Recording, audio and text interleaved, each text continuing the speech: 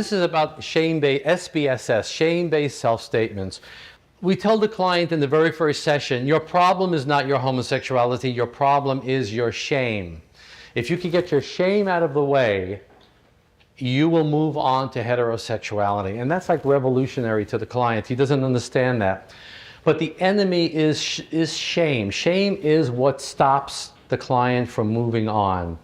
If you were here in the last presentation, Lester gave an example of a client who's doing very, very well, but then he's walking on the street, he sees a guy, he gets a sexual attraction, and he feels terrible about himself. He comes into group and he's feeling deflated, defeated, discouraged because of what he saw. Well, it wasn't what he saw which is the reason for his discouragement, nor is it his arousal which should be the source of his discouragement. It's the interpretation he gave it. And if you follow that, it's like, oh, I'm a failure, I'm not getting any better, this therapy is not working, I'll always have these feelings, I'll always be gay. That's a shame-based self-statement. Now, in the course of working with the client, you encounter shame. And when you encounter shame, you have different strategies to get rid of it. And we're going to talk about that. Let me just lay this out for you. In the beginning, we have the assertion, and this is the self-state that we want our clients to live in. Assertion is I'm clear, I'm centered, I know who I am, I'm feeling great, I'm in charge of my life. I'm connected with myself and I'm connected with others. If you will, double looping, left brain, right brain, in a chord, there's no conflict, and he's connected to others. That's the assertion. And if he stays in the assertion, he cannot have a homosexual temptation. He may have a homosexual thought, he can think about it, he can kind of, get himself going if he really wants to. But homosexuality is a non-issue here. What gets him out of it is something called shame. And shame is the enemy here. Shame is somebody says something to me or does something to me that makes me feel depleted. There's a collapse. It's an embodied reaction. And we teach the client to pay attention to his body because his body is going to teach him when a shame moment happens. And if he experiences a shame moment, that takes him to the next, which is GZ, gray zone. Gray zone it's more like a mood state than it is a self state. And the reason why we say the gray zone is a mood state rather than a self state, because there is no self in the gray zone. He's lost himself. The gray zone is blah, dead, disconnected, discouraged, vaguely depressed, disconnected, helpless, hopeless. That's a mood state that a lot of our clients stay in. When I describe the gray zone to clients, they say, that's where I spent my childhood. That's where I live. Someone said, that's where my zip code is, the gray zone. It's true. And the gray zone leads to HE, homosexual enactment. And these are the self states that we're basically working with. Now, like all things diagrammatically like this, it's kind of simple because the arrows don't go back and forth, they go in one direction. So what we're saying is that the client cannot go from assertion to homosexual enactment. He has to be shamed first. Then he throws him in the gray zone and then he wants to act out. And it's very interesting because you can have clients come to you, they've been struggling with this for years. And you say to them, have you ever noticed that there are days, maybe a few days or maybe a few weeks where there's no particular homosexual attraction? And then there are other times where it seems to be a major preoccupation. And they'll say yes. And I'll say, do you know what the variable is? And they never understand what the variable is. And it's the self state, because when they're here, it's not a problem. But when they're living here, they're always going back and forth to that. In addition, we have this other, which is G for grief. And those are the self states. And the client learns to find out from moment to moment, what self state am I in? Where am I at? And the way he's going to answer that question is by going to his body. His body will tell him. So the preceding scenario When the client says to me, I acted out last week, or I acted out last Saturday night, I will say to him, okay, you acted out last Saturday night.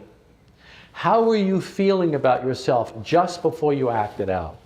And they always say the same thing, I don't remember. Because they were in the gray zone, they don't remember. That time-space trance state that we were talking about earlier, gray zone.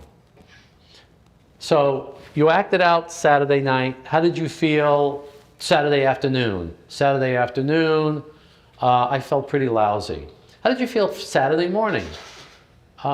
Pretty good. I felt really very good Saturday morning. I remember talking to my friends and blah, blah, blah. So I know he was in the assertion. So now we know that something happened between Saturday afternoon and Saturday morning. So what happened?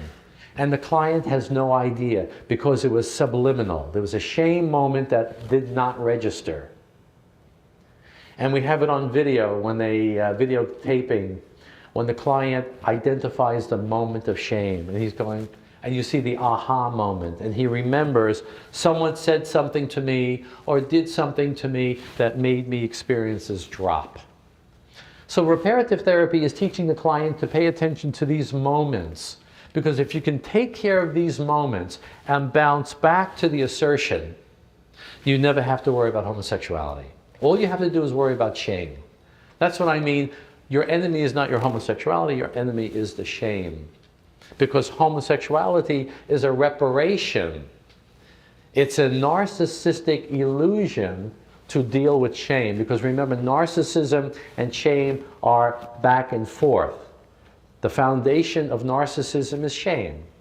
Narcissism is an infantile attempt to recoup the esteem lost from the shame moment. Narcissism is a false positive about the self. Shame is a false negative about the self. It's a negative introjection. Narcissism is a false positive to whatever extent that false positive exists. Okay? And there's an unconscious narcissism in homosexuality, which is contrary to nature, contrary to my body. I'm going to find happiness here. This is going to work for me. And no matter how many times I come away feeling disillusioned, dissatisfied, one more time, I'm going to find it. You know, culture is wrong, my religion is wrong. It's a narcissistic illusion. Let's look at what is shame. Shame is a split from self to other and self with self. Talk about the double bind. The double bind is the creation of shame moments. Double binds are interactions that create shame. And a double bind is as follows. Somebody does something to you that creates in you a negative feeling. And when you attempt to express that negative feeling, that negative reaction, the person responds with continued attack. And you try to express that, but you get further attack until you just drop.